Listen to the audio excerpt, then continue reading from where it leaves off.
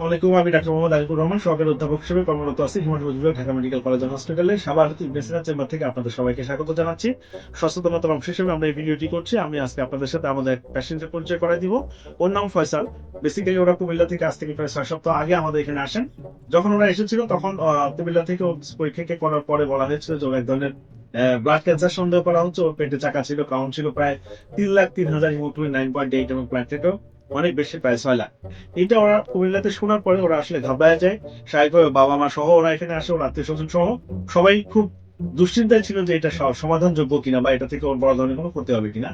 আমরা যেটা করি, যথারীতি ও আসার পরে ওর হিস্ট্রি নেই, ওর কিছু পরীক্ষা আমরা করি, ব্লাড ক্যান্সারটাকে কনফার্ম করার কিছু পরীক্ষা করা হয় এবং ওকে আশ্বস্ত করা হয় যে ওর যে ধরনের সন্দেহ করা হচ্ছে ওর সেটাতে খুব ভালো মতো রেসপন্স হওয়ার চান্স আছে।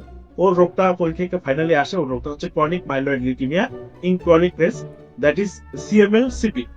তো আপনারা জানেন সিএমএল-সিপি খুবই সমাধানযোগ্য একটি ব্লাড ক্যান্সার, যেখানে আসলে কোনো কেমোথেরাপিও লাগে না।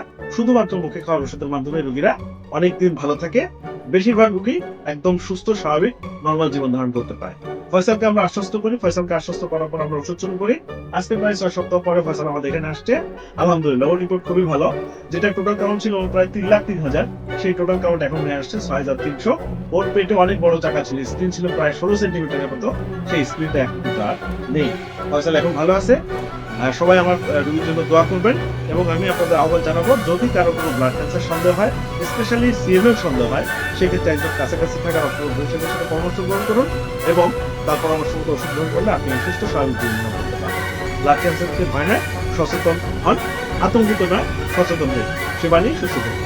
ধন্যবাদ।